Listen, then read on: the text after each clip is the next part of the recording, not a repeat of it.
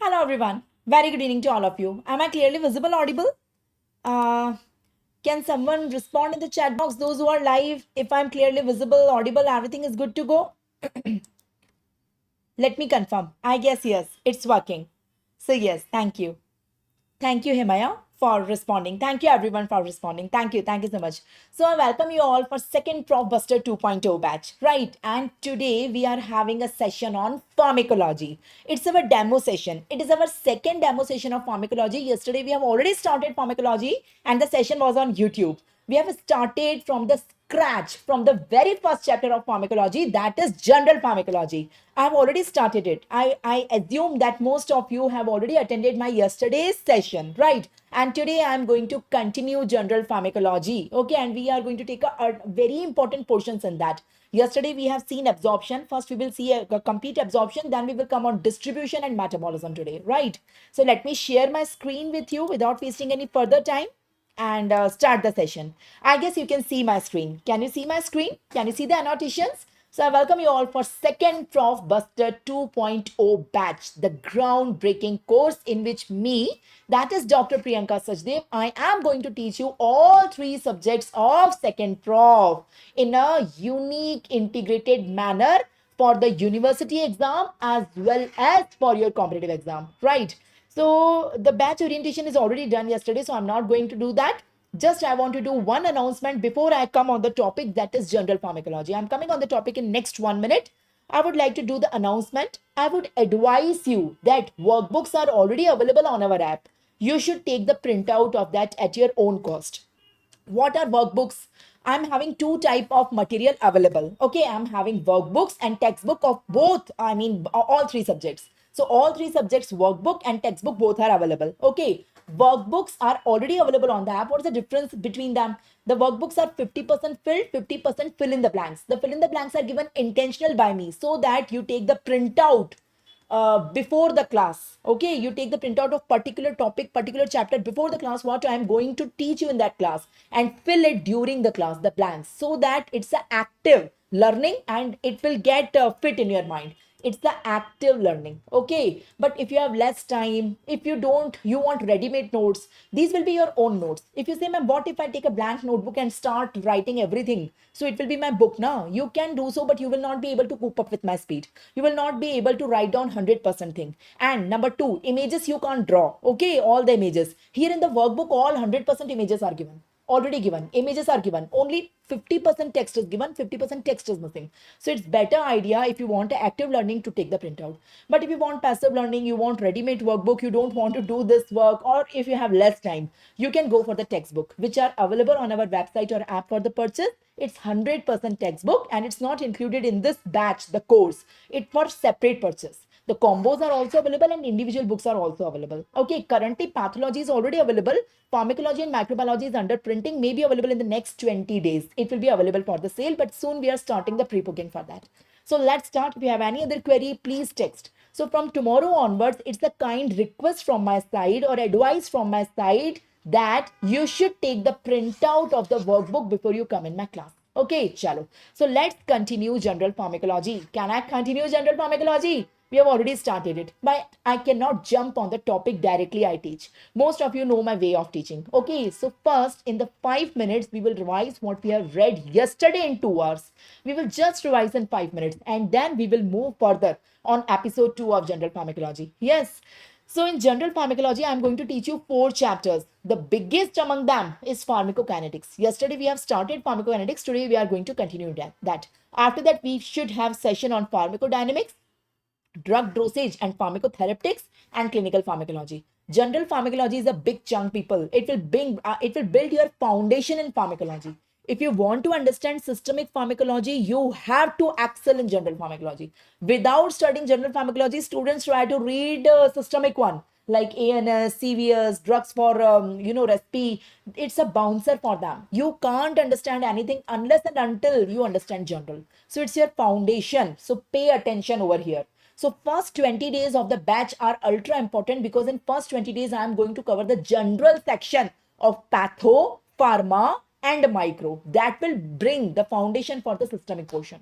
Got my point? Chalo. So as I told you, these are the 4 chapters. We have already started pharmacokinetics yesterday. Before I start pharmacokinetics, I told you what is pharmacology. Pharmacology is the study of drugs. It's the science of drugs in which we study various drugs. It's the science of drugs and it's ultra interesting. If you have fear of pharmacology, you don't like pharmacology, I am going to change your perception. Attend my few sessions of pharmacology. Pharmacology will be the most loving subject out of 19. Take my words.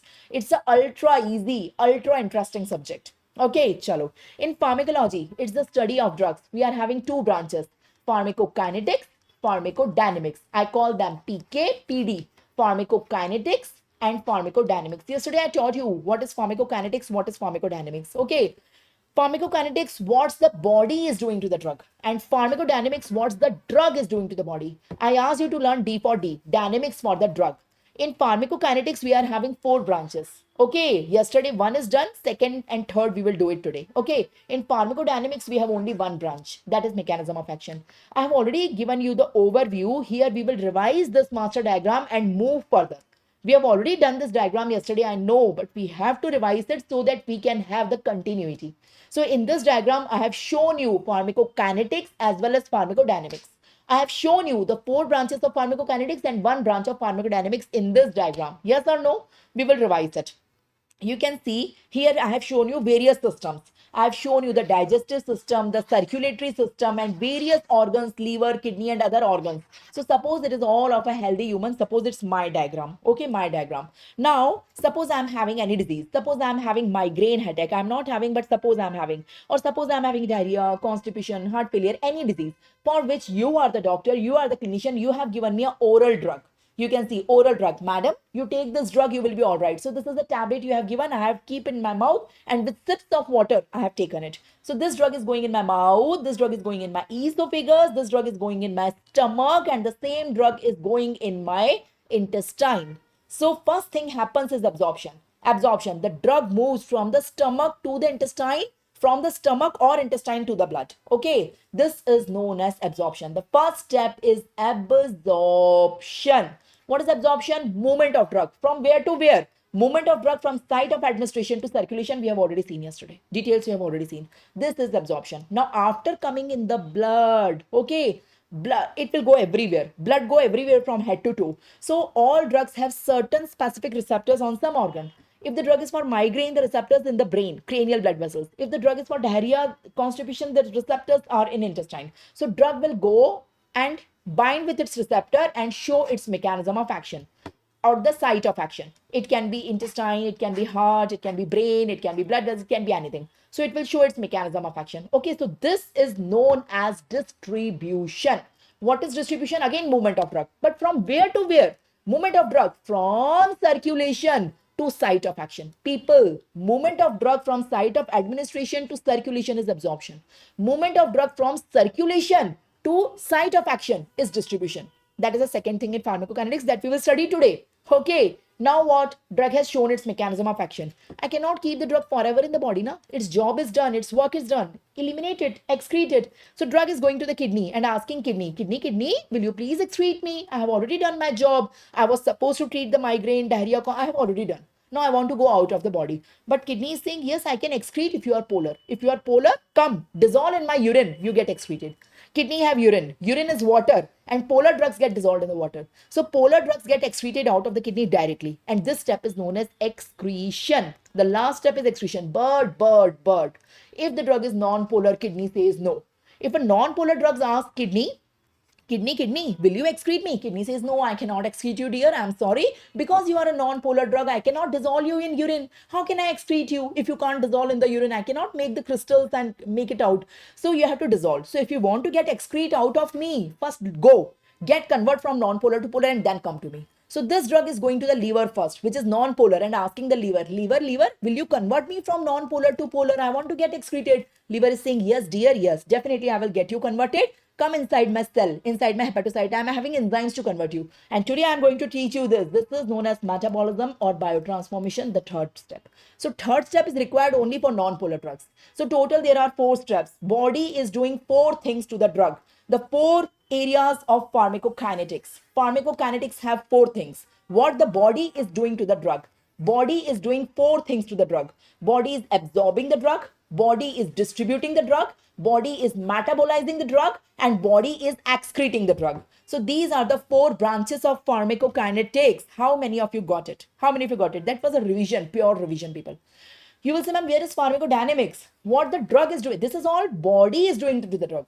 Body is absorbing it, then distributing it, then metabolizing if required. I mean, if it is a non-polar, then only metabolism is required. And then finally excreting it. So these are the 4 things body is doing to the drug. If I'm taking a drug, suppose I'm keeping a drug and taking sips of water.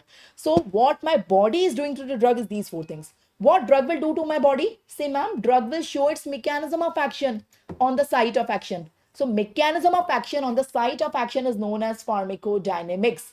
Pharmacodynamics have only one thing. The one thing is mechanism of action. So see, the 4 yellow markings is pharmacokinetics. That is body is doing on the drug. What body does on the drug. And the blue one, only one thing, the blue marking, see.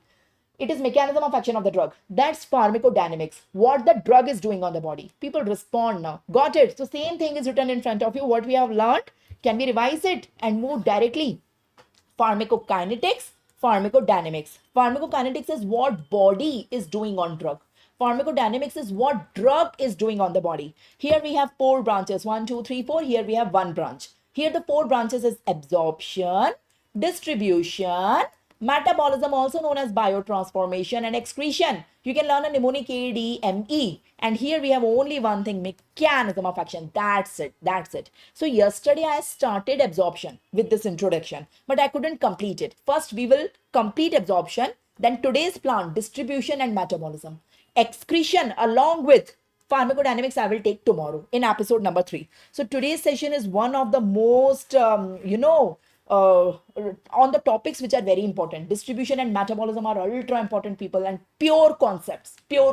Okay, so this introduction is over. This video I have already shown you. In the books, this video is given. I mean, this image is given. But this is the image I have created so that you have a better understanding. You can see this is mouth, the site of administration. From here, it's going in the blood. So this is absorption. From the blood, it's going to site of action. This is distribution. From where it's going to the liver for converting metabolism. And finally, it get excretion. So you can see absorption, distribution, metabolism, excretion, the 4 branches. You can draw like this, you can draw like this. It's your choice, it's your wish.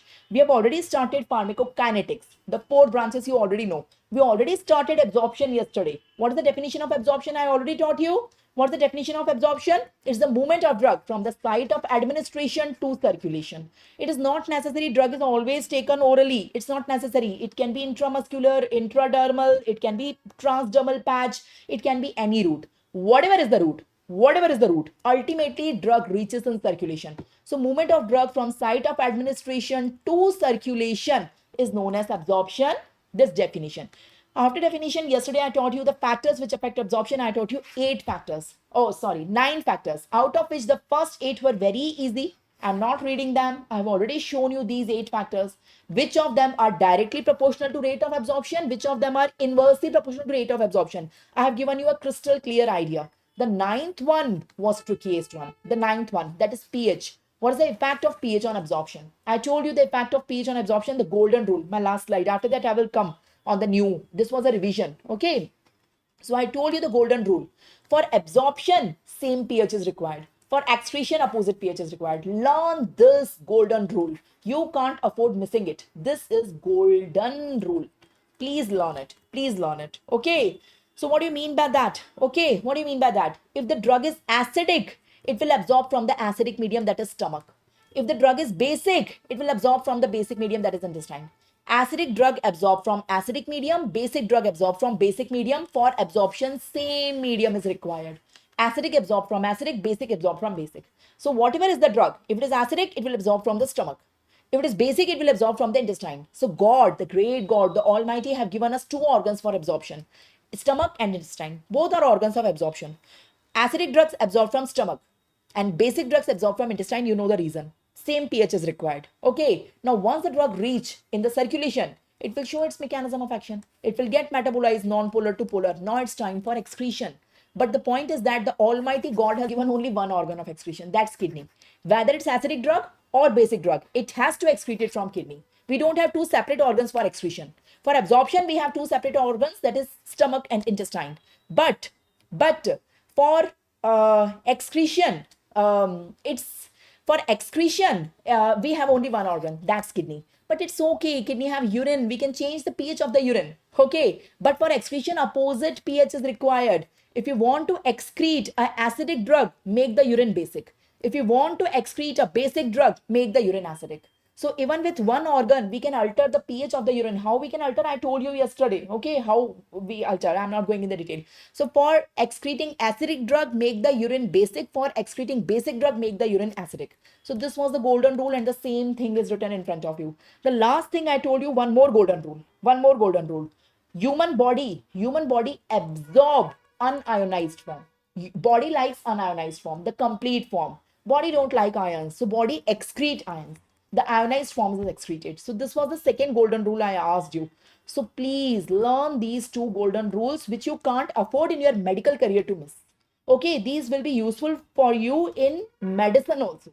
In medicine, once you will read it now, after 2-3 years, 1-2 years, again you will remember there was a ma'am who taught us all these in a simple language. Okay, so you can see here the same thing is written: ionized, unionized, ionized, unionized. Ionized forms are excreted and unionized forms are absorbed. So these 2 golden rules we have applied and studied yesterday. How was it? Can we go ahead? This was yesterday revision. I know. It took 10-15 minutes, but it was worth, people. Spending 10-15 minutes for revision every day. What we have learned yesterday is very good. My explanations are not better, Sahar. I have revised you. Revisions are better. Sahar, you can see revisions are always better. Yesterday you have read this concept. The first times it was slow. Today you have revised at 4x or 5x speed. So that's why it's looking better. You have already understood now. You are just compacting it. That's why they are looking better to you. So similar way, every day, We will revise, okay, what we have read yesterday in the first 5-10 minutes. Now coming on the new thing. From here, my session is starting the new thing. Okay, in the absorption. So I want to teach you pharmacokinetics. Forget pharmacodynamics. वो कल देखेंगे. Tomorrow we will see, or a day after tomorrow we will see. Currently, I am focused on pharmacokinetics. In pharmacokinetics, I am having 4 branches: 1, 2, 3, 4. Absorption, distribution, metabolism, excretion. In absorption, I told you the definition of absorption. You already know. I told you the 9 factors which affect absorption, out of which the ninth one was ultra important in detail. I have derived the effect of pH. You already know. The last thing before ending absorption and coming on the next distribution, I would like to add here bioavailability. So bioavailability is a continuation of absorption. Okay, then I will end absorption and come on distribution. Now, what is the term bioavailability? What do you mean by the term bioavailability? Listen, listen, listen. My master diagram is going to be same. Okay, I will show you this diagram 100 times. Every concept is hidden here. Okay, of the entire general pharmacology. Listen, what is bioavailability? Suppose I am taking a tablet over here, which is 1000 milligram. 1000 milligram drug. Okay, suppose I don't have script. I'm taking paracetamol. I'm having fever. Suppose, or I'm having pain anywhere. Paracetamol is antipyretic and analgesic. Okay, so if I'm taking paracetamol for any of these purpose, if I'm taking with sips of water, so 1000 milligram I'm taking. So administration is 1000. It's 1000 milligram. It will go inside. It will go inside. It will go inside, inside, inside, inside. It will get absorbed and reach in the blood. How much it will reach in the blood? It's not 1000. It's never 1000. It will be less than 1000. I don't know. Maybe it's 800, 900, maybe it's 999, but it's never 1000. So I will write it's less than 1000 milligram. Absorption is never 100%. It's less than 100. Maybe it's 99.99, but it's never 100. It can be 80, 60, 70. From drug to drug, it vary. Okay. So how much is reaching in circulation? The proportion of the administration, that is bioavailability. Bioavailability is the percentage or the proportion of the administered dose that is reaching the circulation. Suppose here out of 1800 milligram is reaching, so I will say bioavailability is 80%. So whatever I have administered, 80% of which is reaching the circulation. If it is 700 milligram, I will say bioavailability is 70%. So whatever I have administered, a 70% of that is reaching the circulation. So what is bioavailability? It is the fraction or the percentage of the administered dose. If the administered dose is 100 milligram, so how much is reaching the circulation? How much fraction of that is reaching the circulation? It is bioavailability. How many of you got it? Yes. So it is proportion of the drug available. Nahi sir, it is the proportion of drug administered. Instead of available, say the word administered. So it is the proportion or fraction of the drug which is administered that is reaching the circulation in unchanged form. So that's bioavailability. How many of you got it? So whatever I am giving here, it is not 100% absorbed. A proportion of which is absorbed. Suppose here we are taking 1000 milligram of paracetamol. How much is reaching in the blood? This is administered dose. But how much reach in the blood? If it is 800 milligrams, so bioavailability will be 80%. How many of you got it? So if we are taking a drug, how much reaching in the circulation of this person? You are getting my point. How much reaching in the circulation of this person out of the administered dose? If administered dose is 100 milligram, how much? If it is 80 milligram reaching the circulation, the bioavailability is 80%. Okay, so this is the administered dose, the proportion of the administered dose which is reaching the circulation. How many of you got the definition? Now, bioavailability differ for different routes. Okay, we are having many routes. One of the route is IV. What do you mean by IV? Intravenous. One of the route is IV, intravenous. Okay, what do you mean by intravenous? We are giving injection, drug directly in the blood. Suppose here, I want paracetamol. 100 milligram paracetamol, 100 milligram paracetamol. So here 100 milligram is filled in the syringe. It is directly given in the blood. It's directly given in the blood. So all 100 will reach in the circulation. This is IV route. In IV route, bioavailability is 100%. So whatever dose you are administrating, 100% of which will reach the circulation because you are administrating directly in the circulation. So only in IV route, bioavailability is 100%. Whatever you administer, 100% of which will reach the circulation. But if you use any other route, bioavailability is less than 100. It can be 99, but it is never 100. It is less than 100. Now, most common route apart from IV, most common route we use oral. So in oral, it's never 100. It's in oral, it's never 100. In the blood, it will be less than 100. it's less than 100. So same thing is written. So IV have maximum bioavailability. It is 100%. But oral is always lower than 100. It's never 100, it's always lower. There are two reasons. You may ask me, ma'am, why absorption is not 100% via oral? In oral, why it can't be 100? Maybe you are giving 100 milligram, all 100 reaching in the blood. Why it's not there? There are two reasons. You can see the two reasons. Please understand both reasons carefully. If I am taking a drug from oral route, suppose this is the tablet, I am keeping in my mouth and I am taking sips of water. If I'm taking sips of water, the drug is going in my mouth, in my esophagus, in my stomach, in my intestine. Depending on the nature of the drug. Is it acidic or basic? The drug get absorbed from the stomach or intestine. If it is acidic, it's absorbed from the stomach. If it is basic, it is absorbed from the intestine. So anyways, you can see here, this is the drug. First it's going in the mouth, then it's going in the esophagus, then it's going in stomach and intestine. Okay, from stomach also it get absorbed if it is acidic. From intestine also it will get absorbed if it is basic. Absorption is never 100%.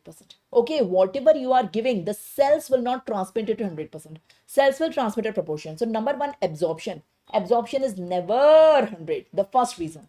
The first reason is absorption. Absorption is always incomplete. It's a rule. Okay, because the gastric mucosa and intestinal mucosa, it will not transmit 100% whatever given to them. Okay, absorption is never 100%. The first reason. Now suppose we are giving 100 milligram of a drug, out of which absorption is 80%. So 80 milligram reaching the blood. Listen. So what is this blood? No. This is not bioavailability. Wait. What is this blood? What is this circulation? It is going in the veins now. It is portal circulation. What is this? It is portal circulation. People, the veins of the GIT, it's portal circulation. It is going in portal circulation. Okay, so it's not directly going in systemic circulation. From the portal circulation, first it go in the liver, then it go in systemic circulation. So liver contain enzymes that degrade the drug. So a proportion of the drug is lost by the liver. Please understand this diagram. Can you see this diagram? I guess you can understand this complete cardiac cycle. I'm not interested in the detail of the cardiac cycle. What you can see, I'm interested in the organ. These organs are GIT. Suppose this organ is GIT. All organs get pure blood from the left side of the heart via aorta. Say yes. You can see all organs get oxygenated pure blood from left side of the heart. You can see left ventricle, left side of the heart via aorta. Okay, so they utilize the oxygen. Pure blood convert into impure blood, and impure blood is drained into the veins. Okay, normally all veins open in SVC, IVC. Okay, superior inferior vena cava, and SVC, IVC give the impure blood to the right side of the heart. If this organ is not a GIT, but if this organ is GIT, this is not true. If this organ is GIT, first the impure blood goes to the vein. From vein, impure blood goes to the liver. Liver में माथा टेकने जाते हैं. They go to the liver. This is known as first pass metabolism. They go to the liver, and from liver, IVC will take it to the heart. So रास्ते में आता है liver. Liver is on the way. If this organ is GIT, I guess everyone know, and this is known as first pass metabolism. How many of you got the meaning of first pass metabolism today? This is first pass metabolism. If it is any other organ, it will directly go to the heart, the impure blood. I'm talking about impure.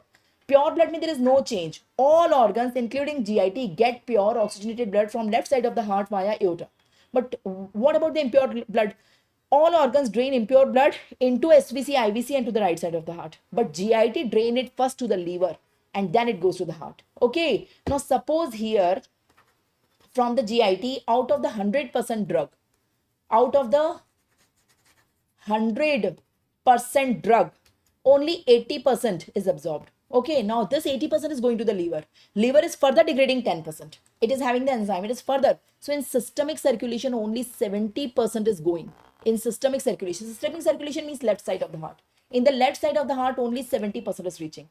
So that's the second reason. Okay, so blood from GIT do not directly go to the heart. Raste mein, on the way, aata hai liver. And this is first pass metabolism. Inside the liver, there are enzymes that cause degradation of the drug. So already the drug is not 100% absorbed. It was first 100%. Then out of the 100%, 80% is absorbed.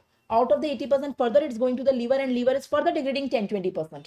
So these are the two reasons, and then it finally come in the systemic circulation. People, how many of you got it? So what are the two reasons? Oral, via oral route, bioavailability is not 100%. There are two reasons. Number one, absorption is never 100%, number one. And number two, first pass metabolism. Liver cause degradation, a proportion of degradation of the drug. How many of you got it? So what we have learned over here, you can see the first pass metabolism. Appreciate GIT. From the GIT, blood is first going to the liver. In the liver, further drug is metabolized and then it's going to the systemic circulation. So this is first pass metabolism. How many of you got it? So see the bioavailability of various routes, people. In IV, it's 100%. In all other routes, maybe intramuscular, subcutaneous, oral, rectal, transdermal, it's never 100. It's less than 100. Okay, so the fastest route is IV. So in emergency, if you have any patient in future, in emergency, you want to save the patient, don't try oral or any other route. Give the drug IV. If you want fastest action, fastest and 100% bioavailability. How many of you got it? What I have told you till now? People. What I have told you till now. I'm teaching you a topic, bioavailability. Bioavailability. I told you its definition. What is bioavailability? Bioavailability is the proportion or percentage or fraction of drug, fraction of administered dose that is reaching to the circulation. This is known as bioavailability. You all know the definition. Now I told you a concept based on the route. What is the bioavailability? I told you IV route, only IV route is having 100% bioavailability. All other route have less than 100, including oral. In oral, it's never 100, it's less than 100. And I told you two reasons for that. Why in oral route it's less than 100? It's not 100. Why? One reason, it's incomplete absorption. Absorption is always incomplete, it's never complete. Incomplete absorption. And number two, I told you first pass metabolism. This is what I taught you till now. People, such a boring people. Say, got it or didn't got it? Now I told you the definition. You already know the definition. Based on the route bioavailability, you already know that. Now, the third thing, I want to tell you the calculation. How to calculate bioavailability. Huh? How to calculate bioavailability. Do you know the calculation? Only three things we want to study. Its definition, its route, and I mean based on the route, the effect of bioavailability based on route. And the third thing is calculation. How to calculate bioavailability. How to calculate it? I will make a graph. I will make a graph. Okay, suppose my patient, you can see this is my patient. This is my patient. I'm giving the drug via oral route or IV route, whether oral route or IV route. And what I'm doing on this axis, I'm taking time. And on this axis, I'm taking the plasma concentration of the drug. Let's draw it. Let's try. So suppose this is my patient. Okay. And suppose this is also my patient. Let's call them A and B. Two subjects I'm having. Subject A and subject B. Okay, this is the GIT and blood, and this is directly blood vessel. So in subject A, let's call them A and B. A, I'm giving the drug via oral route. And in B, I'm directly giving the injection in the blood, directly IV route. You are getting my point. So oral will also go inside, and from stomach and intestine, it will go in the blood.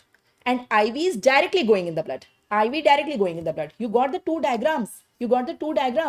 So here, suppose for IV, forget oral. Suppose for IV, I want to calculate the bioavailability. So what I will do, as soon as I have given the injection, so after every 5 minutes, after 5 minutes, 10 minutes, 15 minutes, 20 minutes, 25 minutes, 30 minutes, so on, I will measure the plasma. I will take a sample in a test tube after 5 minutes. Again, after 5 minutes, I will take a sample in the test tube. Again, after 5 minutes, I will take a sample of the blood plasma in the test tube, and I will see the drug concentration. It is known as plasma concentration of the drug.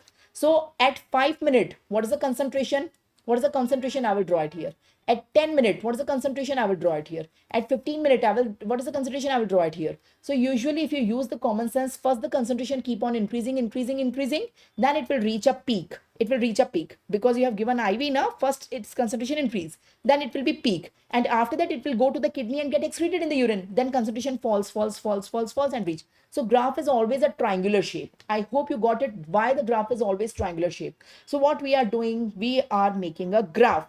Okay, we are making a graph. In the graph, there are two axes. We are having x-axis, we are having y-axis.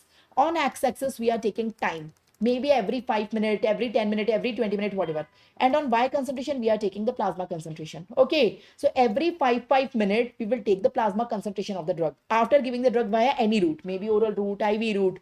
After 5 minutes, what is the concentration? What is the so initially concentration keep on increasing. Suppose I am taking the drug. This is my drug. I am keeping it in my mouth. Okay, I am taking it with water. It's going inside, inside, inside. From my stomach or intestine, it absorbed and reached the blood. It keep on absorbing, it reach the blood. It keep on absorbing, reach the blood. So concentration keep on increasing, increasing, increasing. A time will come, my blood will have maximum concentration. Now from my blood, it's going in my kidney and getting excreted in the urine. And this will be the fall. So this is the graph. How many of you got it? So this graph is between plasma concentration and time. It's always triangular. Now you calculate the area under this graph. You know how to calculate the area. Mathematics, huh? 7th, 8th standard. What is the area of a triangle? याद है किसी को? Area of triangle. Half into base into height. Okay, for your kind information. So half into base into height. I taught mathematics for years to student. Then I shifted teaching physics and chemistry for years. Then I shifting teaching medical, I mean MBBS subjects to the year. So I have taught these formula to batches and batches. That's why all these formulas, all the areas and volumes of all the shapes, it's still fitted in my mind. Anyways, come back. Chalo. So area of a triangle is half into base into height. So this is how we calculate the area of a triangle. And actually the area of triangle, area of this thing is bioavailability. So this is how we calculate the bioavailability. So what is bioavailability? Bioavailability is the area. Okay, area under curve. We call it AUC. Bioavailability is area under curve. We call it AUC. Which curve? The curve is drawn between two things. What two things? This curve is between plasma concentration and time. If you make a curve between plasma concentration and time, so area under that curve gives you the value of bioavailability. This is the summary. How many of you got it? You people don't respond. Only 2-3 students are responding, although many of you are live. Why? Huh? So what is bioavailability? How to calculate it? It is known as area under curve. It is known as AUC. What is a curve? Curve is between two things. The curve is between plasma concentration and time. On x-axis, we take time. And on y-axis, we take plasma concentration. We get a curve, which is usually a triangle. Okay, the base and height can differ. Base and height depending from root to root. So area will differ. Okay, and this is how we calculate bioavailability. This is how we calculate bioavailability. So area under curve, AUC.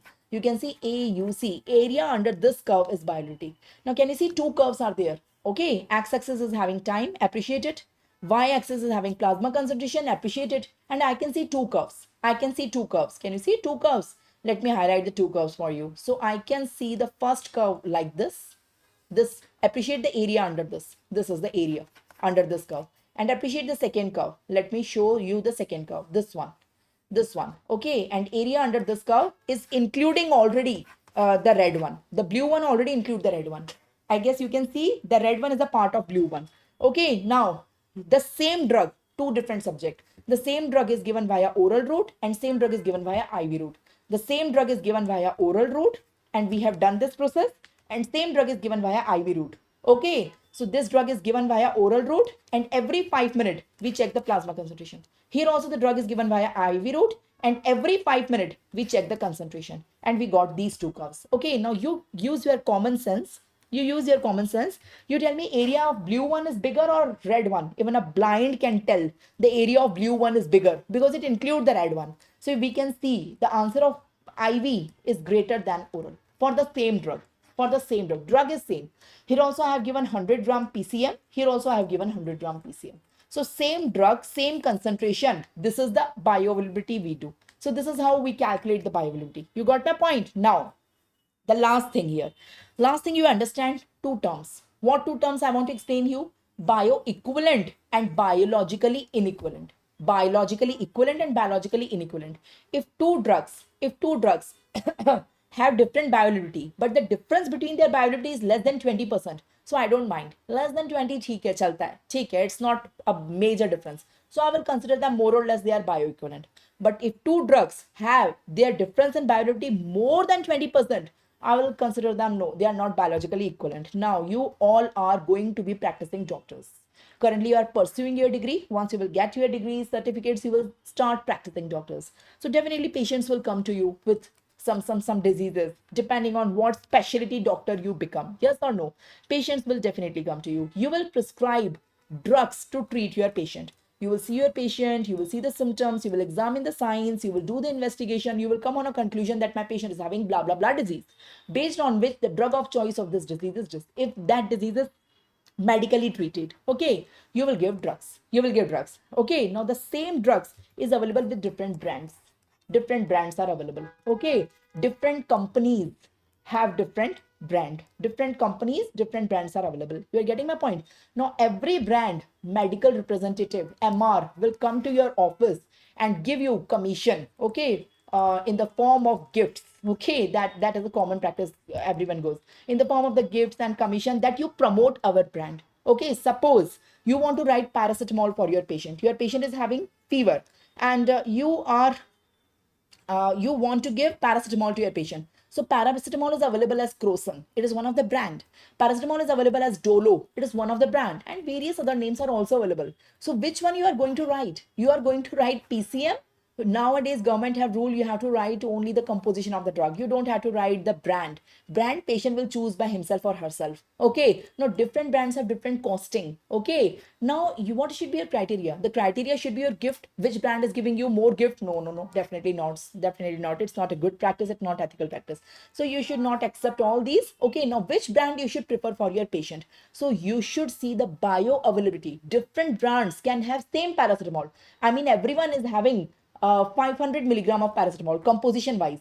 So what's the patient do? Patient take the strip and write, okay, this is also paracetamol 500, this is also paracetamol 500. So they ask the medical person, the medical store person, which one is cheaper? This is cheaper, you give it to me. Okay, it is also 500 paracetamol, it is also 500. So how does it matter? Doctor always write the expensive brands, they have commission. It is the mentality of the patient.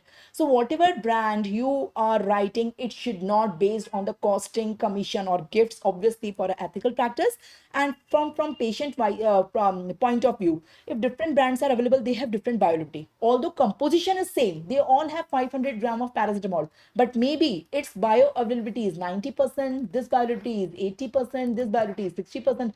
I'm just writing, they are not the facts. Just for sake of example, I'm saying. You got my point? So you should write the drug with more bioavailability, irrespective of the costing, and you should explain this to the patient. How many of you got it? How many of you got it? Huh? For example, phenytoin. You know, phenytoin is the anti-epileptic drug given for the epilepsy. I will teach you in detail. This is phenytoin. This is phenytoin.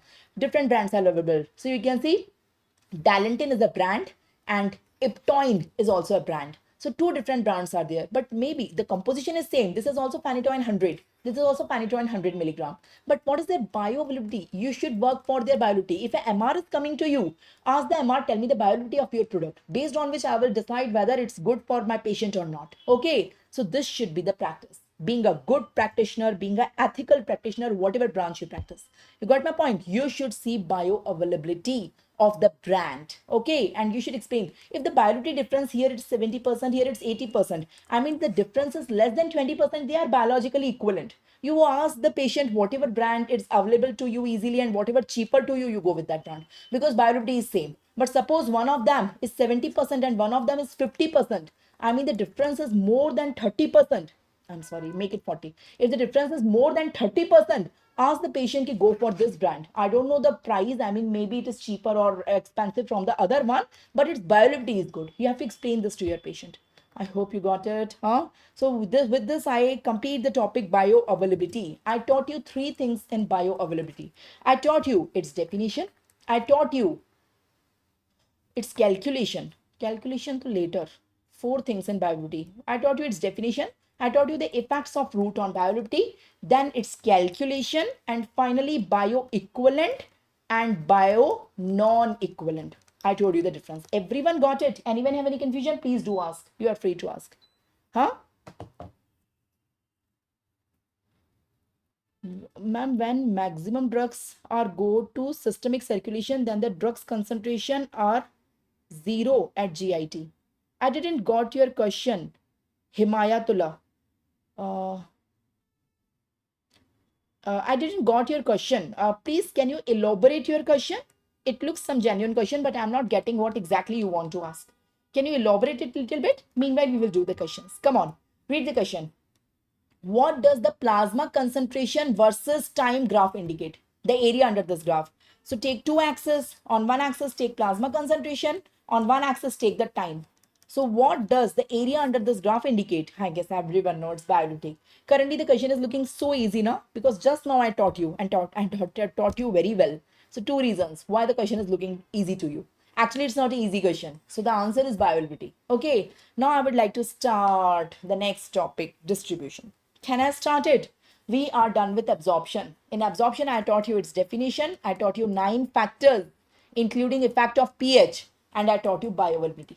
Okay, so with this, I would like to pack absorption. Now I would like to come on the distribution. Can I come on distribution? Let's come on the distribution. Okay, everyone give me a thumbs up. Can we start? What is distribution? Tell me the definition. What is distribution? So once the drug reaches the systemic circulation, once the drug reaches the circulation, movement of the drug to various organs, movement of the drugs to various, it can be one organ, it can be multiple organ. So this movement is known as distribution. It's tricky. Distribution is not easy to understand. So let's come on distribution. What is distribution? Delivery of drug to the tissue. This is the definition of distribution. It is delivery of the drug to the tissue, or you can say movement of drug from circulation to tissue. Movement of drug from administration to circulation is absorption, and movement of drug from circulation to tissue or site of action, it is known as distribution. Okay, now please understand, people. Please understand. I'm going to tell you a story over here. You understand? Drug reach the circulation. You know the story till now. Blood reach the circulation. Okay. Hariom, it's not always target organ. Yes, the movement of the drug to the tissue is saying is a better word. Okay, the drug is already in circulation. From circulation, it can go to target organ and sometime it enter in some non-target organ also. That is also distribution. So the definition of distribution, to be precise, is movement of drug from circulation to tissue. It can be any tissue. Don't use the word target in the definition. That's my point. Got it? Chalo. Everyone come back. Listen. Now please understand the story behind that. Okay. Listen. So this is the drug person is taking via oral route. Okay. Suppose I am taking the drug via oral route. So drug goes to the mouth, the esophagus, the stomach and intestine. Drug get absorbed from stomach and intestine, reach the circulation. This was absorption. We have completed it successfully. Now once, mind my words, once the drug is in circulation, I'm drawing the drug with red color only. I'm drawing the drug with, once the drug reaches in circulation, a proportion of drug, a proportion, I'm not saying 100%, a proportion of drug will bind with the protein present in the blood. Which protein? I will let you know the name of the protein. So in the blood, we have two forms of the drug. Once the drug reaches the blood, reaches the circulation, in the circulation, we have two forms of the drug. This is known as free drug. I will call it FD. This is known as bound drug. Bound drug. I will call it BD. So we have FD and BD, the two forms of the drug. What is FD and BD? You say it again. So whenever we take any drug via oral route, drug reaches the circulation. You know how it is reaching the circulation. Once it reaches the circulation, a proportion of the drug, not 100%, a proportion of drug is bound to the protein. So protein and drug will make a complex. They will make a complex. So in the circulation, please do understand, people, in the circulation, we have two forms of the drug. What are the two forms? This is FD, this is BD. Free drug and bound drug. Everyone understood this? Give me a thumbs up if you got it. Now, I'm having a question for you. Which of the two forms, FD or BD, will move to the target organ, will move to the site of action and show its mechanism of action? Which of the two forms? I'm asking. Which of the two forms will go to the liver and get converted from non-polar to polar? I mean, which of the form get metabolized? And which of the form will go to the kidney and get excreted out and show the excretion? Which of the form? So answer of all three, you can see the arrow. Answer of all three is free drug. It is a free drug which is active form. The free drug is the active form. Free drug only go to the site of action and show mechanism of action, not the bound. Free drug only go to the liver and get converted from non-polar to polar and show metabolism or biotransformation. And it is a free drug only go to the kidney and get excreted out. How many of you got it? Now you should have this question. I don't know why you people don't ask question, but this should be your question ki ma'am, why not bound? I mean, what is the use of bound then? You are saying it is a free drug which is going here, going here, going here. Free drug is metabolically active. Free drug is metabolized and free drug is excreted. Bound drug is non-active. Bound drug don't go to the site of action. Bound drug is not metabolized and bound drug is not excreted. Now question should be, ma'am, what is the use of bound drug? Then why bound drug is formed in the blood? What is the use if it is neither active nor metabolized nor excreted? What is the use of the bound drug? That should be your question. Genuine question, है ना? So answer to this question, bound drug acts as a reserve. It acts as a reserve. Okay, it's like a reserve. So when the free drug enter here, enter here, enter here, so concentration of free drug falls in the blood. So bound drug will give a backup. Okay, bound drug keep on converting into free drug, keep on converting into free drug till the concentration of both of them becomes zero. How many of you got it? I tried very hard. Say people say, once the drug, this is the drug, appreciate the drug, get absorbed and go in the blood. In the blood, some drug is free only, but some of it get bound and form a complex with the protein that is known as bound drug. Okay, got it? Got it? Yes. So same story. Everyone got it? Does anyone have any confusion? Shall I proceed? Everyone got it? So again, last time I'm telling you the story, then we will read the flowchart. This is distribution. This is distribution. I'm not scaring you, but distribution is very tough to understand, people. Okay, so please understand from the scratch. Currently, it's looking easy to you. Now, my next topic is volume of distribution. That is one of the trickiest topic. Please do understand. So once the drug reaches in the circulation, a proportion of drug bound with the protein. Which protein? If it is acidic drug, it will bound with albumin. If it is basic drug, it will bound with alpha-1 glycoprotein. Okay, got it? So this is not, it will get bound, one of the two proteins. Okay, albumin or alpha-1 glycoprotein. So in the circulation, we are having two forms of the drug. This is known as free drug. This is known as bound drug. It is known as FD. This is known as BD. You got it? Now it is the FD which is active. It goes to the site of action and show mechanism of action. It is the FD which get metabolized. It go to the liver and get convert from non-polar to polar. And since it get converted into polar, it is the FD which get excreted from the kidney. So what is the use of bound drug? Bound drug is giving a reserve. So when FD enters here, its concentration fall. Bound drug keep on converting into free drug. Keep on converting into free drug till the concentration of both of them becomes zero. How many of you got it? Same story is written. Okay, same story. So once the drug reach in the blood, a proportion of it bound to the protein, which is known as bound form. Okay, now free form concentration keep on decreasing. Initially, its concentration is high. Then free form go into the organ and distribute it. Okay, it will metabolize, it will get excreted. Okay, so free form concentration decline. But there is parallel decline in the concentration of the bound form, which is giving a backup, which is giving a reserve. Okay, concentration of the free form is reduced. Bound form dissociate and convert into free form and maintain the equilibrium. How many of you got it? So what we have learned, people, we have learned two forms of the drug in the blood. What are the two forms of the drug in the blood? We have free form, we have bound form. Free form is active, bound is inactive. Free is metabolized, bound is not metabolized in the liver. Free is excreted from the kidney, bound is not excreted. So what is the use of bound? Bound is only a reserve. It is maintaining an equilibrium with the free. So it keep on dissociating from the protein once the free concentration falls. So it's acting as a storage. It's acting as a reserve. People, you are getting or not? I'm not getting it. I'm repeating the same thing again and again because you people don't reply. Are you getting it or not?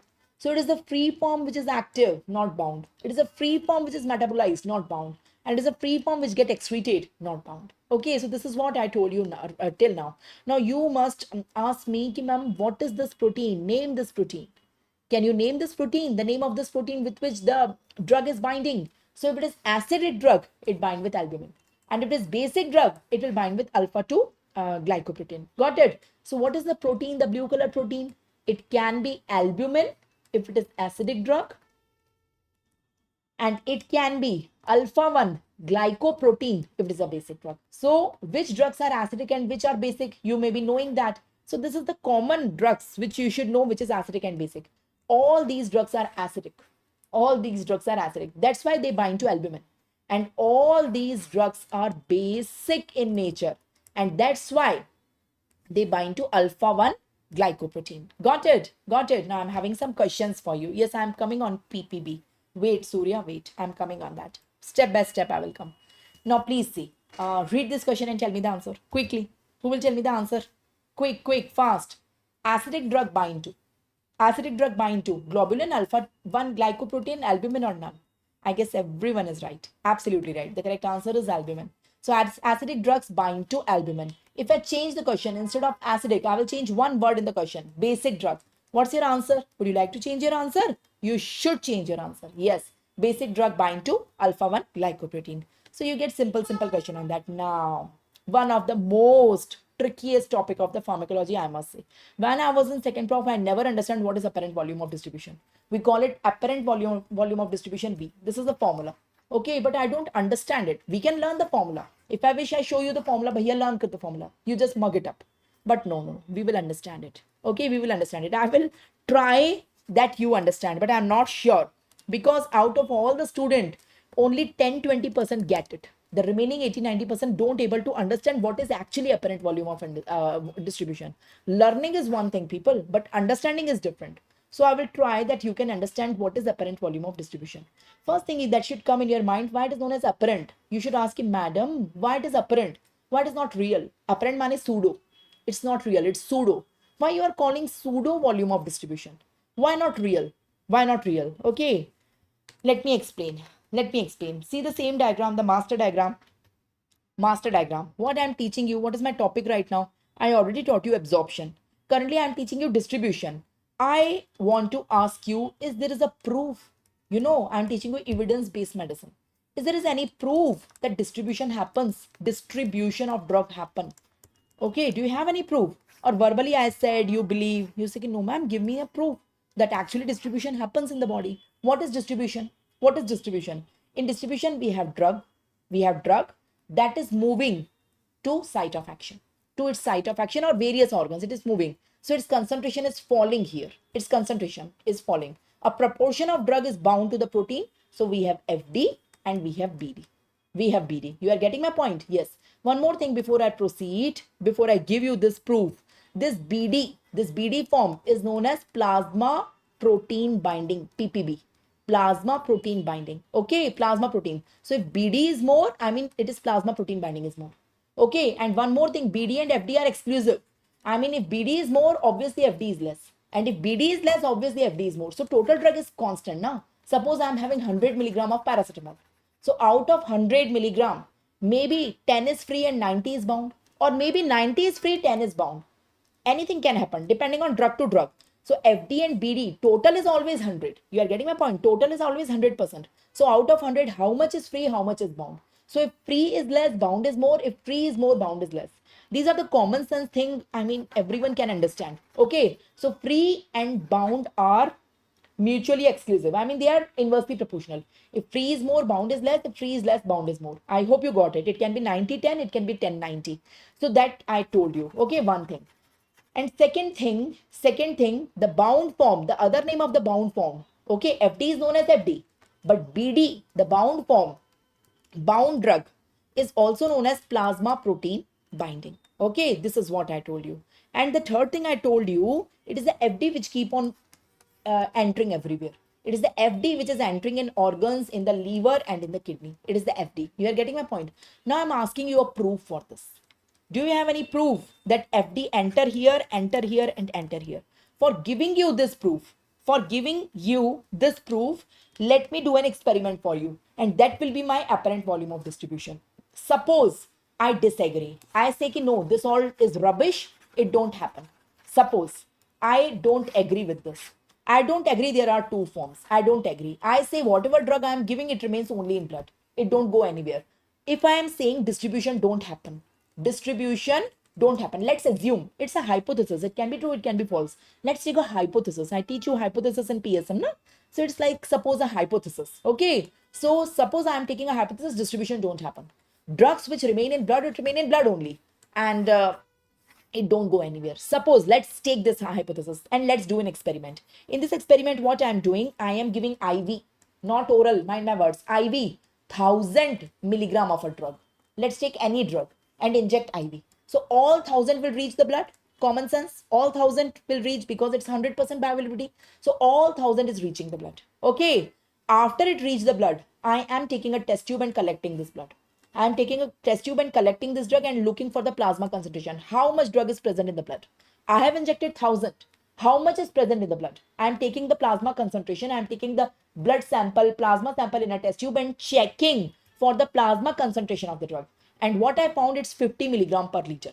Okay, plasma concentration is suppose here 50 milligram per liter. What do you mean by 50 milligram per liter? Huh? What do you mean by 50 milligram per liter? Huh? 50 milligram of the drug requires 1 liter to get distributed. Okay, but I have injected 1000 milligram. Na? I have 1000 milligram require how many liter?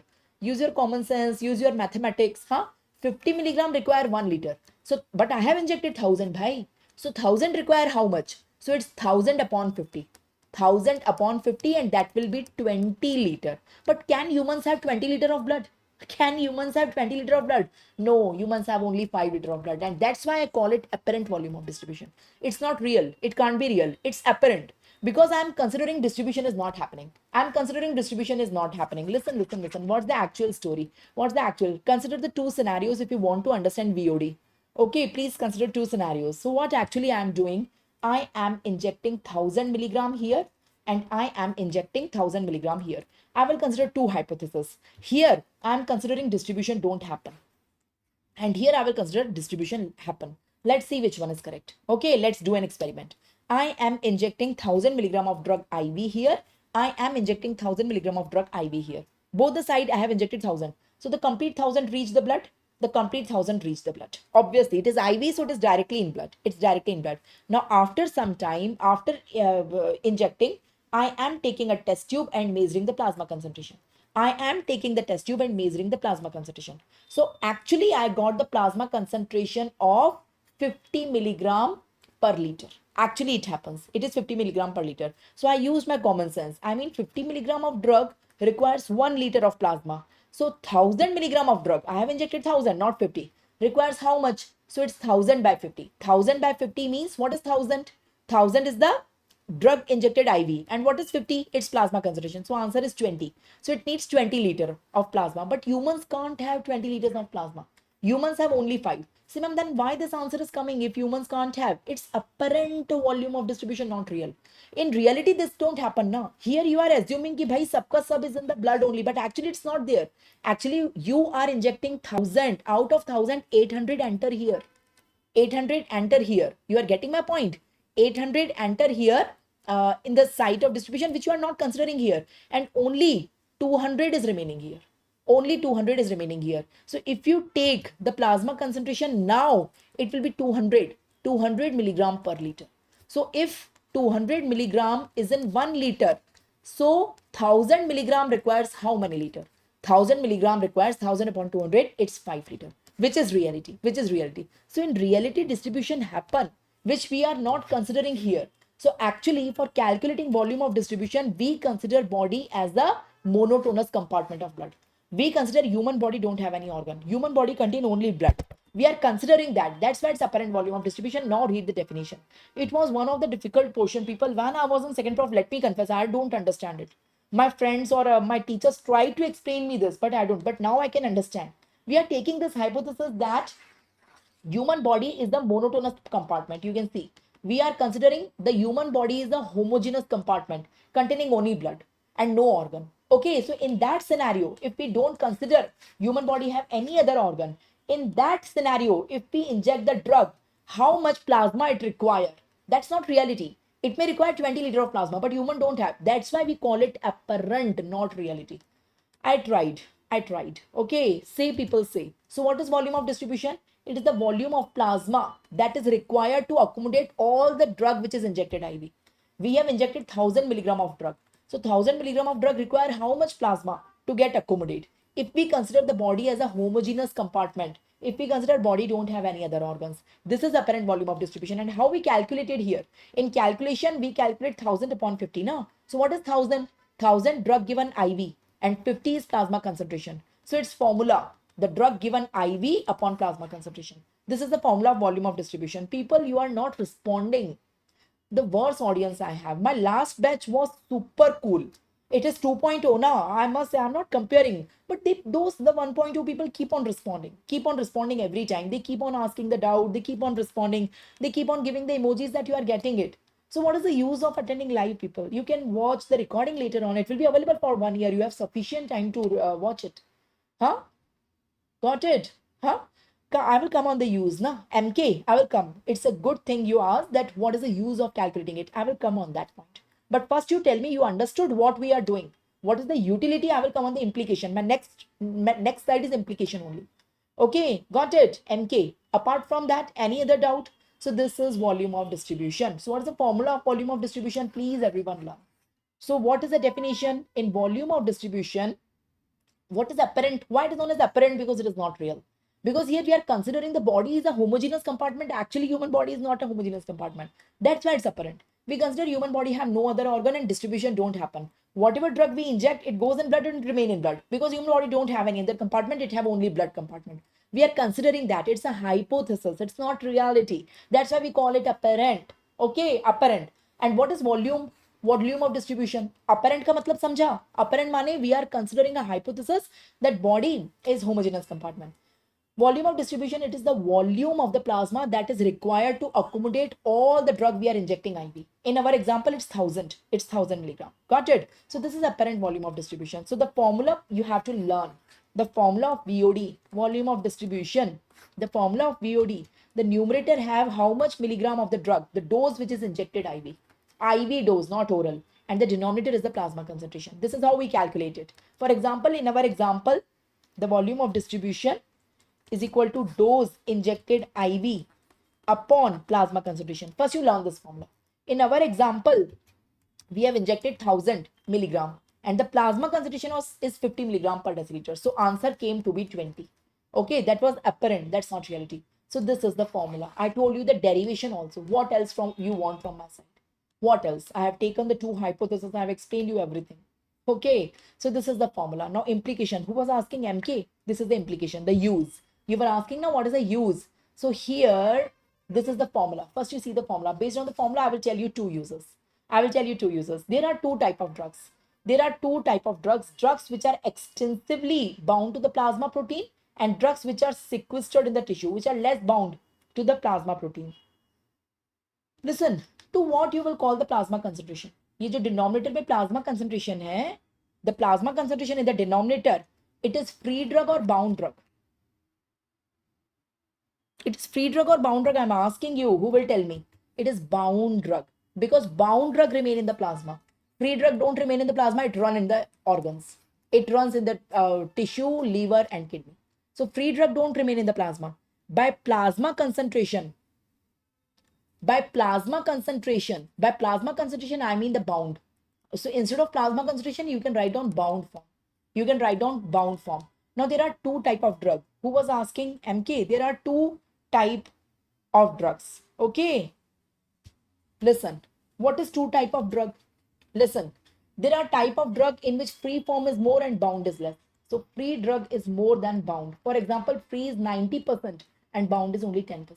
There are certain drugs in which bound form is more than free form. Okay, for example, bound form is 90%, free is only 10. There are two type of drugs. Okay, now please understand what is the formula. You apply the formula of VOD. VOD, volume of distribution, is equal to drug given IV upon plasma concentration. Plasma concentration in a bound form.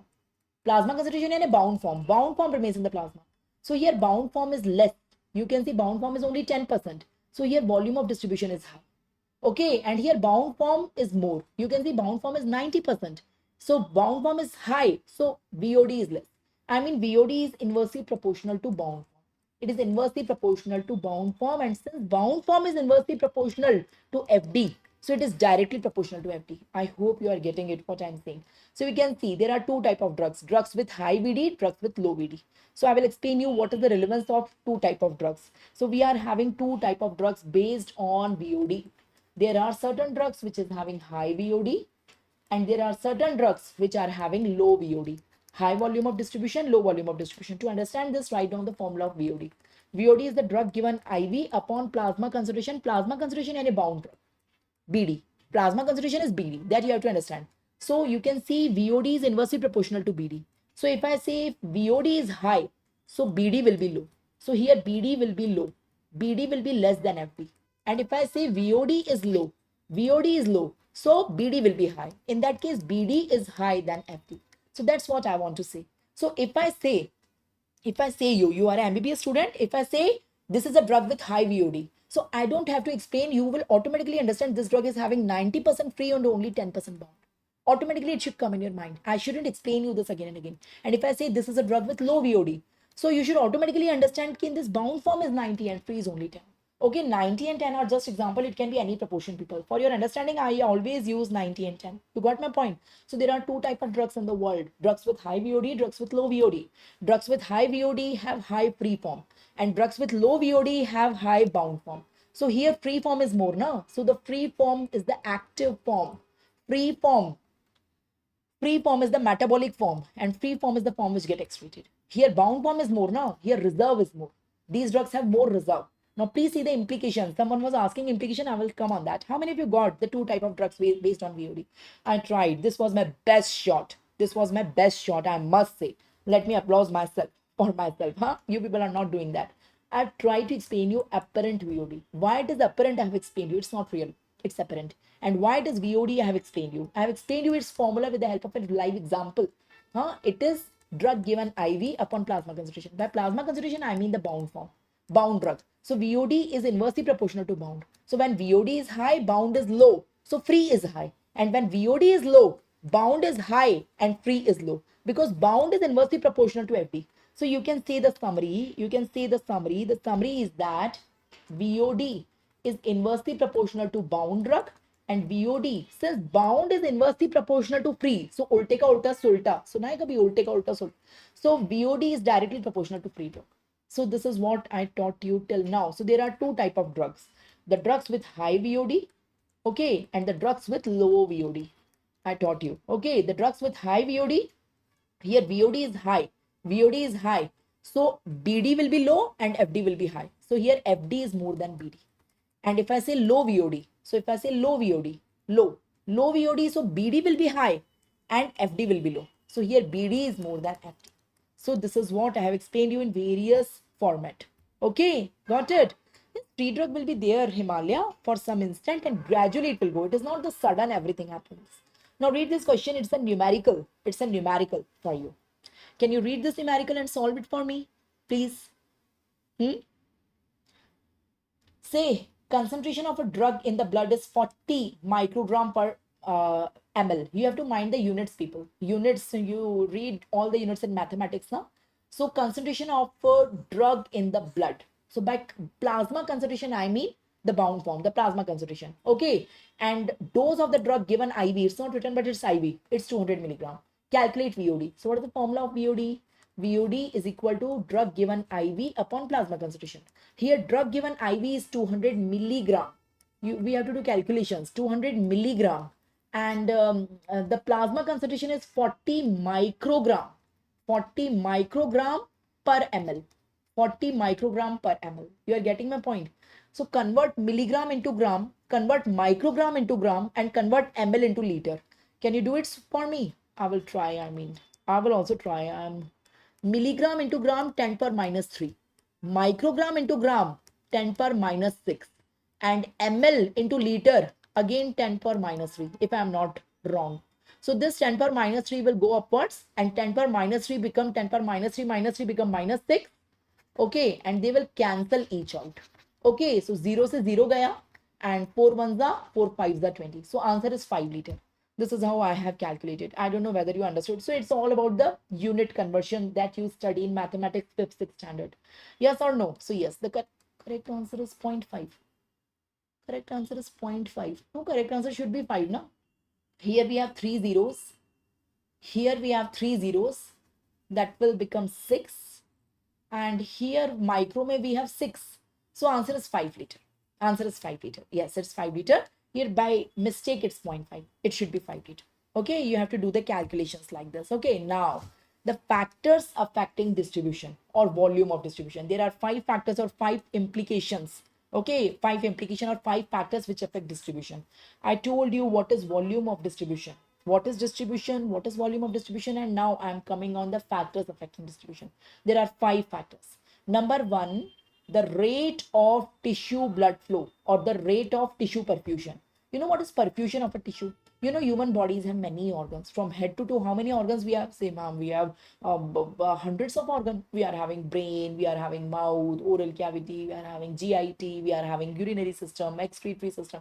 We are having multiple systems, ma'am. We are having multiple organs. So does all the organ receive same blood flow? No. When my heart pumps, man, my heart, the left ventricle, my left ventricle is pumping, the blood is coming in aorta. Via aorta, the different organs get different percentage of the blood. Some organs are highly perfused, like brain. Okay, they get high proportion out of the 5 liter. And some organs are poorly perfused, like my fat, my adipose tissue. It gets less proportion of the blood. So out of the 5 liter, I consider 5 liter as 100%. So out of the 5 liter blood, the 100% blood, different organ get different proportion. That is known as perfusion of the organ. So can I say perfusion wise, we have two type of organ: the organ which is having high perfusion in them, and the organ which is having low perfusion is them in them. So the organ which is having high perfusion, like heart, brain, liver, kidney, they get much high blood out of the 5 liter. Okay, so as soon as my heart pump, if I'm giving a IV drug, so as IV drug is going in the heart via veins, as soon as my heart pump, these organs get immediately the drug. Okay, so they are susceptible for toxicities.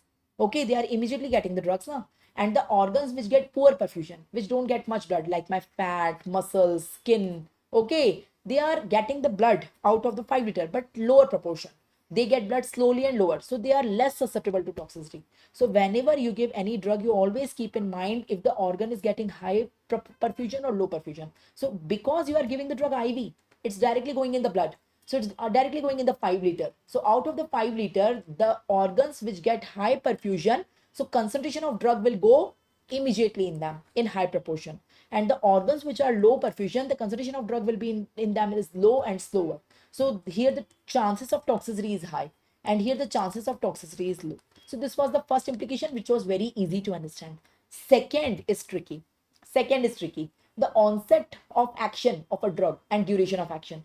First, you tell me the difference. What is onset of action and what is duration of action? Suppose I'm having headache, migraine headache. Suppose you are doctor, you are giving me a drug. Ma'am, take this drug, you will be all right. Take this drug. I'm keeping it in my mouth, it's oral. I'm keeping it in my mouth and drinking few sips of water. So it's going inside me. It's going inside me. Now the moment I have taken, from that moment, when it starts its action, it is known as onset. So this is drug administration I have kept in mouth. After how many minutes or seconds or hours it's showing its action. The action started. Action started. This is known as onset of action. The action is started. This duration, it can be in second, minute, hour, or days. It is onset of action. Now after onset, it has relieved my headache. But for how many hours it is continuing to relieve my headache? After that, I again have migraine. So that is duration of action. So it keep on showing its action for how many time? How much time? It is duration of action. So how many of you got it? What is onset of action and duration of action? They are different thing. Huh? What is onset? Onset is the moment when the drug started showing its action. And duration is the sustainability. It is known as sustainability, duration of action. So for how much time the action is sustained, after that it will wean off. After that we have to give another dose. Okay, so that is duration of action. So I hope you got it. So you tell me, based on plasma protein binding, can you decide which drug is having early onset and delayed onset? Can you decide which drug is having more duration of action or less duration of action? Yes, based on plasma protein, we can decide. There are two type of drugs. Listen, the drug which is having high plasma protein binding, the drug which is having low plasma protein binding. Plasma protein binding is the bound form. Here bound form is more, so obviously free is less. Here free is more, so obviously bound is less. We will see them back to back. Do we have back to back diagram?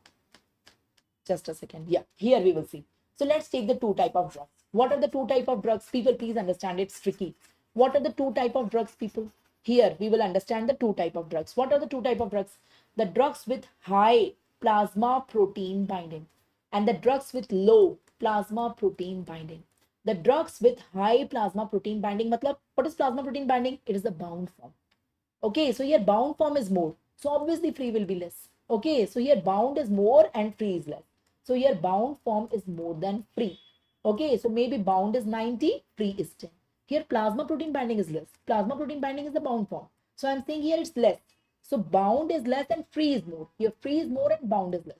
So maybe this is only 10 and this is 90. They are reversed. Now you tell me which drug or what is onset of action? Which drug, free or bound, that will go to the organ and show its action. So here only 10% is going and showing its action. Here 90% is going and showing its action. So which one will have fast onset? Which one will have fast onset? I guess this one is having fast onset because here free is 90. Free is 90. So this one is having fast onset and this one is having slow onset. So can I say the drug with low plasma protein binding have fast onset and the drug with high plasma protein binding have slow onset? Common sense. Common sense. Yes, obviously. Now come on duration of action. Onset wise we have understood because here 90% is free, all 90 will rush and show its action, so it's very quick. Here only 10% is free, so 10% will go and show its action, so onset is slow.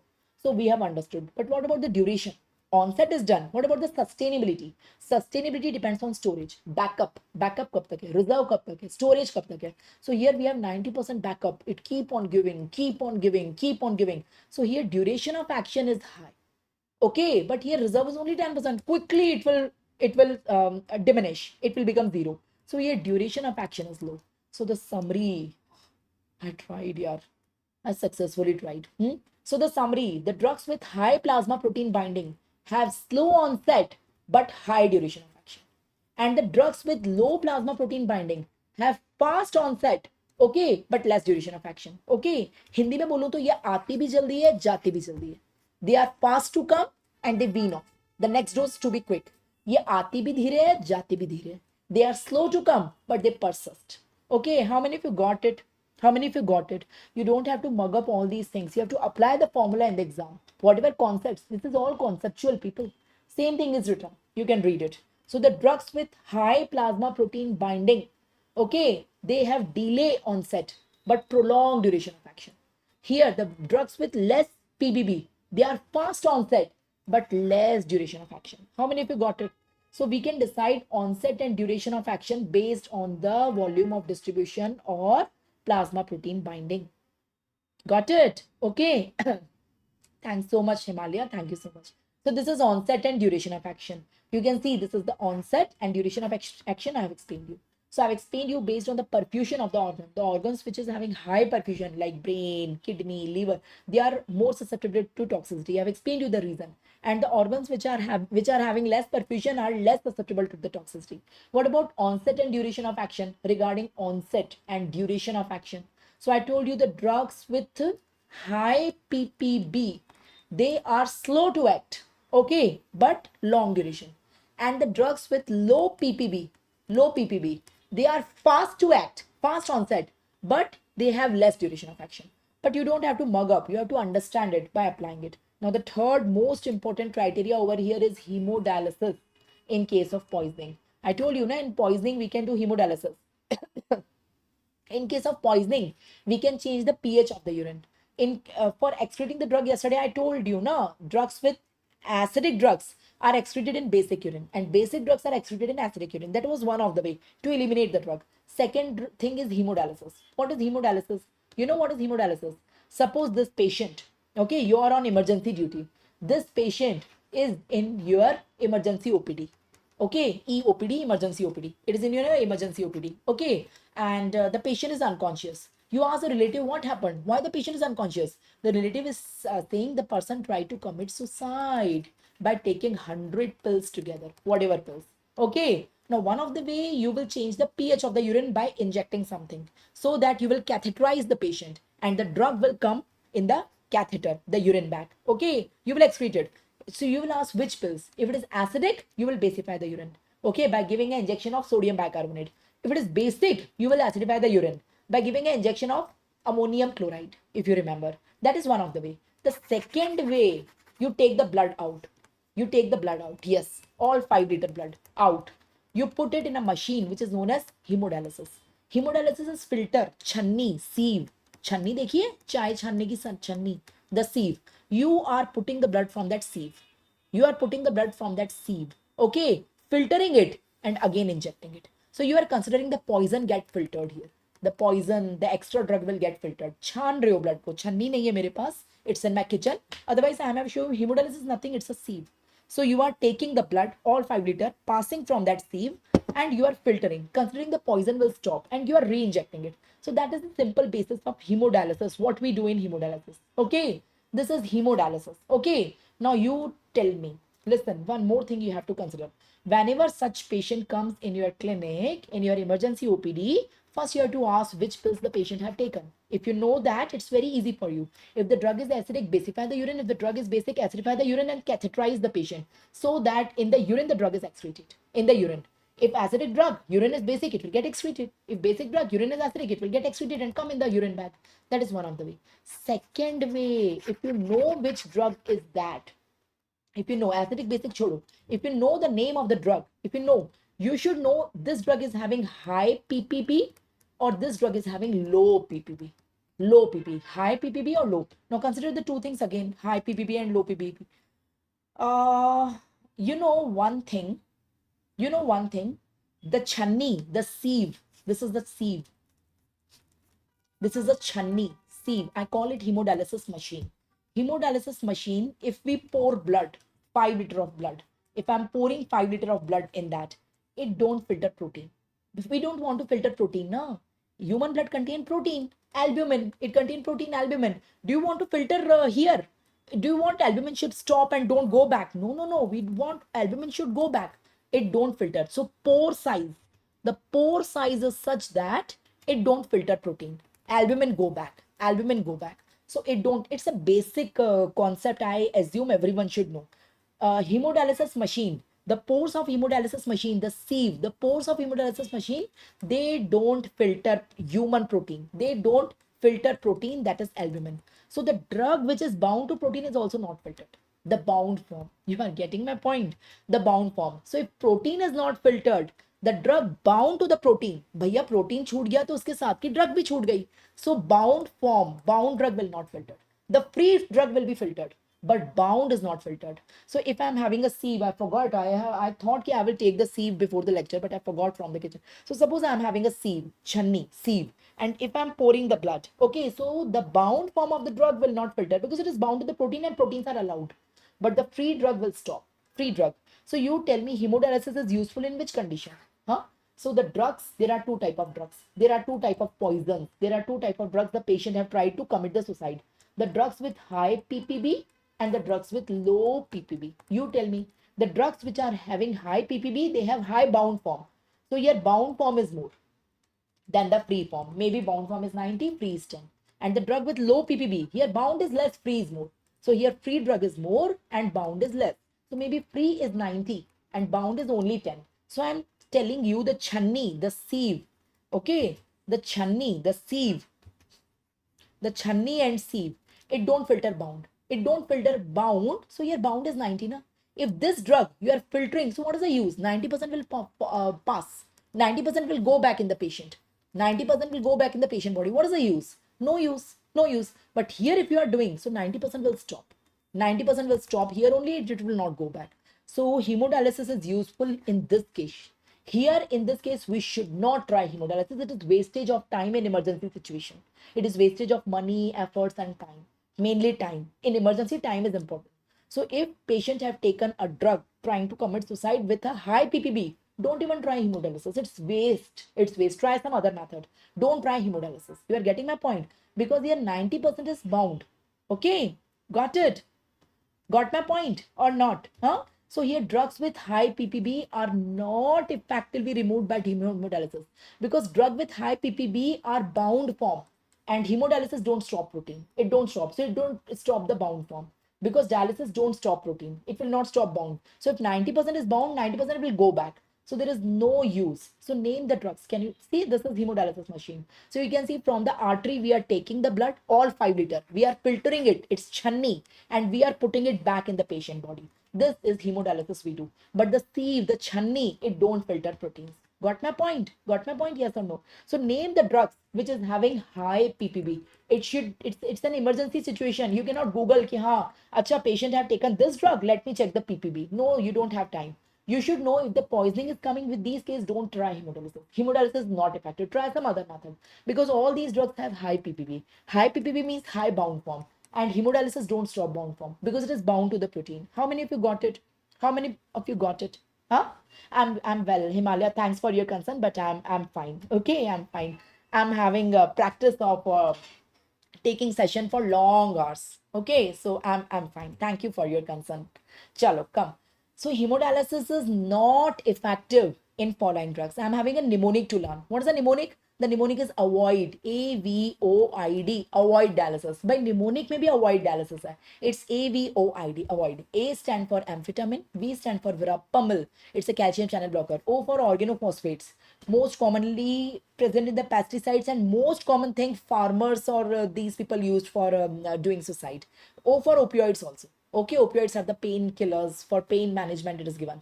I for imipramine. Okay, D for digitalis. Okay, it's an inotropic drug. And one more, D for diazepam. So you have to learn it. Avoid dialysis. If the patient have taken any of the thing from avoid dialysis, what the patient have taken, ask the relative. If the relative is saying patient have taken any of the drug from avoid dialysis, if any of them, don't try hemodialysis, try something else. It's an emergency situation. How many of you got it? Everyone got it? So that was the third factor based on the, factor affecting distribution. First I told you perfusion. Based on perfusion, two type of organ: high perfusion organ, low perfusion organ. High perfusion organ are more susceptible for toxicities. I have explained why. And low perfusion organ are less susceptible to toxicity. I have explained you why.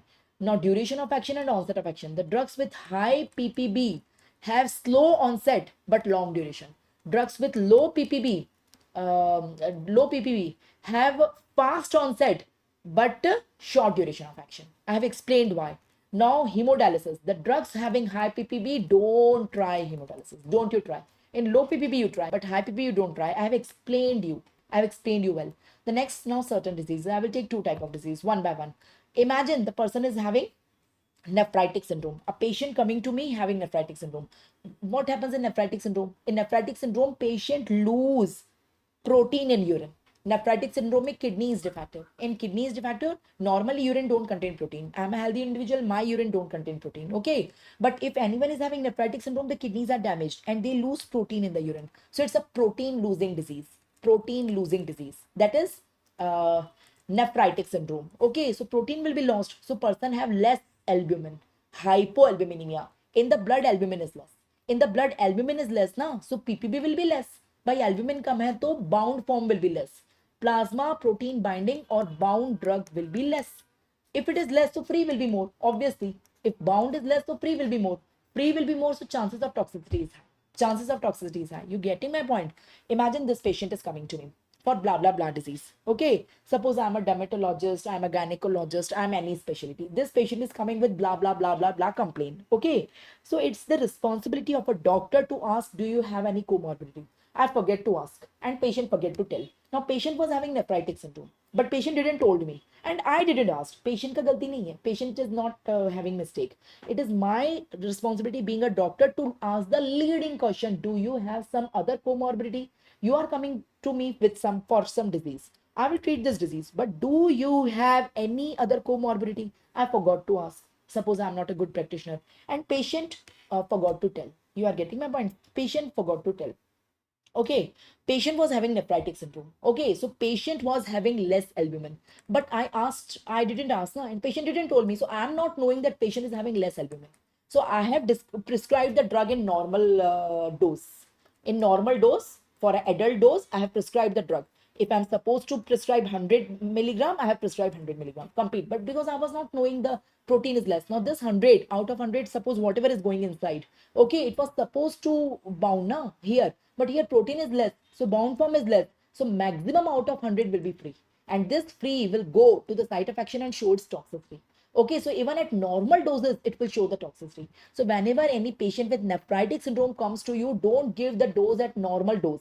Drug at normal dose. Give the drug at reduced dose. Okay, don't give it even at normal dose, it will show the toxicity. Say, people say, you are getting my point or not? Got it? Thank you, Seema. Thank you for your appreciation. Got it? So that is the thing. So whenever any patient comes to you, it's the responsibility of a doctor to ask the leading question for the comorbidities. If any of the comorbidities suggesting like nephritic syndrome, protein losing enteropathy, it indicates that patient is having less albumin. Don't give the drug at full dose, because if you give at full dose, albumin is less. So bound drug is going to be less, whatever proportion. It was suppose the 10% free and 90 is bound, but here protein ही नहीं है ना, so 90 will not be there. Instead of 90, it will be 50. So the remaining 50 will be free. So you are considering the free is 10, but the free will be more, and that will show toxicity. So always reduce the dose. That is first. In certain disease, I will teach you two disease. This was the first. Okay. Now coming on the second one. Now suppose the patient is having MI, or patient is having some surgery, patient is having rheumatoid arthritis or burns, I mean some acute reaction in the body. Patient is coming to you, I'm a dermatologist, I'm a gynecologist, I'm having any specialty. Patient is coming to me with blah blah blah complaint, but patient is having all these recently, and I forgot to ask. Do you have any acute reaction in the body recently before you come to me? I forgot to ask, and patient forgot to tell. Patient didn't tell. Okay. So patient was having few days back MI attack, few days back some surgery or burns or something. Patient didn't told me. So whenever some acute reaction occur, alpha-1 glycoprotein increases automatically because it's an acute phase reactant. It increases. But since I didn't ask, patient didn't tell, so I have given the drug at normal dose. Now this increases. For basic drugs, this is the protein to which they bind now. So here bound form will increase. Bound will increase, so free will be less. Free will be less, so it will show less action. Even at normal dose, it will show less action. You got my point? So here, patient is having some MI, burn, some acute reaction. So here alpha-1 glycoprotein is less. So bound form is less. So obviously free is more. So even at normal dose, if I am giving, the free is more. I'm sorry. I've said the opposite. In acute reactions, the alpha-1 glycoprotein increases. It's the acute phase reactant. So bound form is more. So free is less. So even at normal dose, it is showing less action. Got my point? So the summary is that if you are a good practitioner, if you're a good doctor, whenever patient comes to you with any complaint for your specialty, you shouldn't think this is my specialty, I'm a gynecologist, I should look to the gynec complaints, I will not look anything else. If you have anything in the past, bhaiya wo tumhara problem hai. Most of the practitioners, the specialists and super specialists think like this. They think ki my area I will deal, but the other areas it's not my concern, you show to their specialist. Okay, but it's your area because you are prescribing the drug, and drug doses have to be altered. You are giving the drug at normal doses, but if the patient is having any of these comorbidities, you have to adjust the dose, either increase the dose or decrease the dose. You are getting my point? So if you are a doctor and your patient is having anything which is having less protein in the patient, okay, so less protein mane less bound form mane more free form. So even at normal dose, it will cause toxicity. And if any of your patient is having any acute phase reactant in which the protein is increased, so your bound form is more, so free will be less. So even at normal dose, it will show less action. So in all these conditions, you have to reduce the dose. In all these conditions, you have to increase the dose. Being a normal, a good practitioner. If the normal dose is 100 milligram, to this patient I will give 80, and to this patient I will give 120. If I want, it should work at 100 only. Like it should work like 100 only. Got it? Yes, acidic bind to albumin, Seema, absolutely right. But the acute phase reactant, this thing is true for the basic drug. It can be a basic drug. Now, if you are prescribing a basic drug, that's why the knowledge of pharmacokinetics is very important for the practicing doctors. Most of the doctors, once they come in the practice, they forgot all these concepts of the pharmacokinetics. They don't apply while prescribing all these drugs to the patient. They think the mathematics is very simple. The patient is having a complaint. This is the drug for that. This is the normal dose. Prescribe it. Chutti, 5 minute mein consultation. Take the fees. Go away. This is not that way. Okay, it's not very simple. You have to apply all these things while prescribing a drug. So while prescribing a drug to a patient, you have to think about all these possibilities which I'm going to teach you in the pharmacokinetics and dynamics. So pharmacokinetics and dynamics should be practiced lifelong in all the specialties. Got my point? Chalo, the last thing. We don't describe one drug to the patient. Suppose I'm having a patient in my clinic who is having fever also, who is having acidity also, who is having some infection also. I will give paracetamol for this. I will give Pantocid for this. I will give antibiotic for this. I'm prescribing multiple drugs. Maybe A, B, C, multiple drugs. So have you ever thought the interaction of different drugs with each other? Have you ever thought about that? What about if you are prescribing more than one drug? So how here PPB is altered? Okay. Now, if we are prescribing more than one drugs, if I was prescribing only one drug, the life was very simple. If I was giving only drug A was going inside, A was absorbed, A is going to the albumin or protein and it was binding. Okay, but if I'm giving A and B both, A and B both, suppose I'm giving both. So A, this is my A and this is my B. Both are in the blood. Now what will happen? Who will bind with the albumin? They will compete. They will compete who will bind with the protein. Okay, they will compete. Who will win in the competition? The one who is more strong, the one who is having more power, the more strong. दूसरे को धक्का देके that will win the competition and bind with the protein. So the drug which is having more affinity for the albumin, that will go and bind with the albumin, the other one will not bind. So the one which is having high affinity, it is having more bound form and less free form, so less action. And the one which is having less affinity, it is having more free form and less bound form, so more toxicity. So if you give two drugs, one is having high affinity for protein, one is having low affinity for protein, the one with high affinity will show less action and the one with low affinity will show toxicity. I tried, people, I don't know whether you got it or not. So same thing is written in front of your eyes. The drug with high affinity, the drug with low affinity. This is how it happens. Okay, so if you are prescribing more than one drugs, so before prescribing, you should consider all these factors and adjust the doses accordingly. So that's the beauty of pharmacokinetics. How many of you got it? I taught you all 5 factors affecting distribution. People, the 5 factors which affect distribution. Say, I'm having some questions for you. How many of you are interested for the questions? Huh? Say, people, say. Can we go ahead? Chalo, the first question is in front of you. Read the question, tell me the answer. Hemodialysis is useful in all of the following conditions except.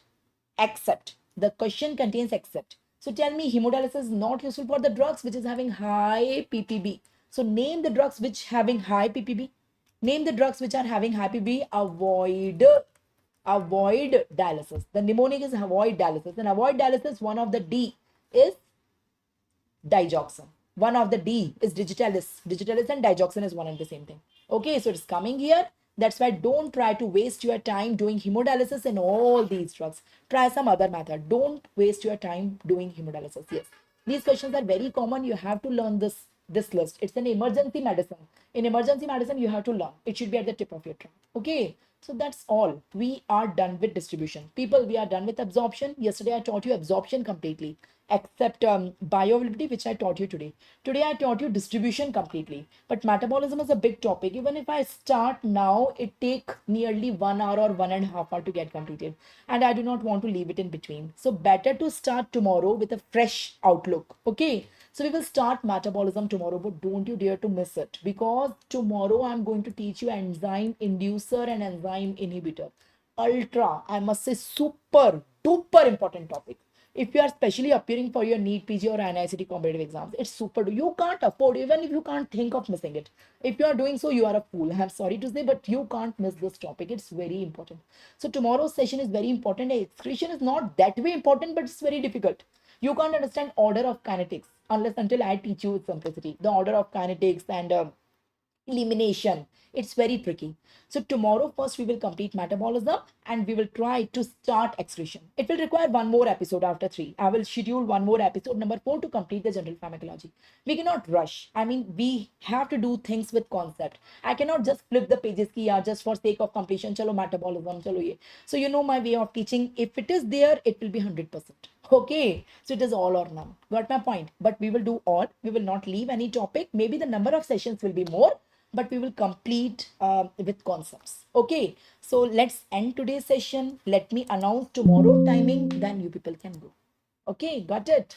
Anyone having any doubt? Meanwhile, you can ask. Let me show you tomorrow's session. So tomorrow also I'm having the session. You can see tomorrow we are having the session. It is free only. It's the free demo session. Okay, so it will be on the app only. Okay, tomorrow we are having 20 on the 20 November on Thursday. Okay, 20 November, yes, on Thursday, the same time, 7:30, the same venue, that is in app, MedLife by Dr. Priyanka. We will be having episode 3, in which we will continue with the metabolism and excretion of general pharmacology. So thank you so much. And if you have any other query, feel free to text here. So WhatsApp here, don't call. Thank you so much. Any other query you want to ask? Any other thing? How was the session? You find it useful? How was the session? Was it useful? Sure. Thank you so much. Good night. Bye bye. I'm ending the session. Bye. Thank you so much. Thank you. Thank you, Ishma, for responding. Thank you, Seema. Thank you. So, see you all tomorrow. Okay. Bye bye. Good night.